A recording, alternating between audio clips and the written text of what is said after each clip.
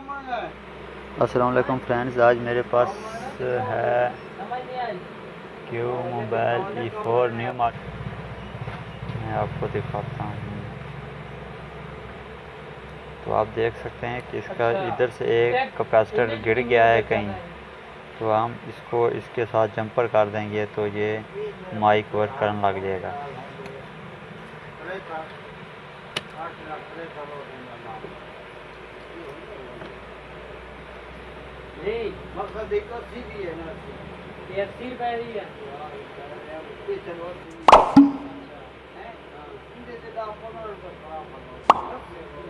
बस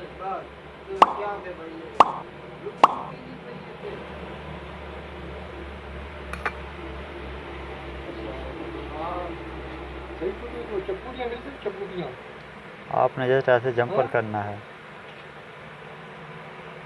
इनका मकसद है यार कि जेड़ा फिर इनके नालों आप देख सकते हैं। वीडियो देखने का शुक्रिया। चैनल को सब्सक्राइब ज़रूर कीजिए और बेल आइकन पे क्लिक कीजिए ताकि आइंदा भी आने वाली वीडियोस आप देख सकें। खुदा हाफिज़।